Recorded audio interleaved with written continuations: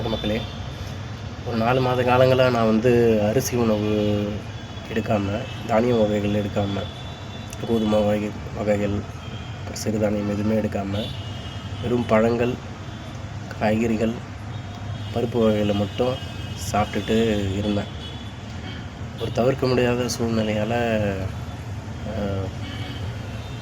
போன வாரத்திலிருந்து ஒரு 7 நாள் தொடர்ச்சியாக நான் அரிசி உணவு எடுத்துட்டேன். நேற்று மதியானம் வரைக்கும். இன்றைக்கி பார்த்திங்கன்னா ஒரே சளி, ஜலதோஷம், இந்த பழைய சுறுசுறுப்பு போய் 4 மாதங்களாக இருந்த நல்ல சுறுசுறுப்பு, நல்ல மூளை ஆற்றல் போய் ஒரு மந்தத்தன்மை வந்துருச்சு. அரிசி உணவு போன வாரம் போன சண்டேலேருந்து சாப்பிட ஆரம்பித்து ஒரு 3 நாள் தொடர்ச்சியாக சாப்பிட்டதுக்கப்புறம் விட்டுடலான்னு நான் முயற்சி பண்ணுறேன். ஆனால் விட முடியல. ஒரு குடிகாரனுக்கு என்ன ஒரு உணர்வு இருக்குமோ, அதாவது இன்றைக்கி விட்டுடலாம், நாளைக்கு விட்டுடலாம் அப்படின்ட்டு 7 நாள் நான் தொடர்ச்சியாக சாப்பிட்டுட்டு, நேற்று மதியானம் சாப்பிட்டது லாஸ்ட்டாக அரிசி உணவு. இப்போ வரைக்கும் நான் எடுத்துக்கல. இது இனிமேல் நான் எடுத்துக்க மாட்டேன். அது ஒரு தவிர்க்க முடியாத சூழ்நிலைனால எடுக்க வேண்டியதாக போச்சு. வீட்டில் ஒரு பூஜை, வீட்டில் ரொம்ப சாப்பிட சொல்லி ஒரு தொல்லை பண்ணாங்க. சாப்பிட்டேன்.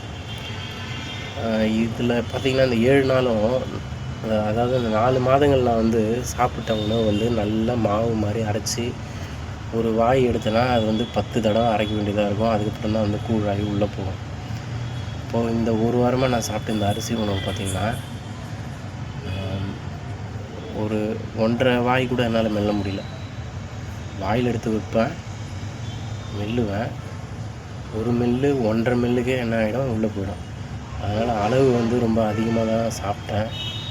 இதனால் எனக்கு ஒரு லேசினஸ்ஸு, ஒரு டல்னஸ்ஸு, இந்த என்ன சொல்கிறது, இந்த சுகர் ஸ்பைக் எனக்கே தெரிஞ்சது. உடல் முழுக்க அரிப்பு அது இருந்தது. ஸோ இனிமேல் அரிசி உணவு நான் விட்டுட்டேன். நேற்று மத்தியானத்துலேருந்து விட்டாச்சு. இனிமேல் நான் தொட போகிறதில்ல. நன்றி.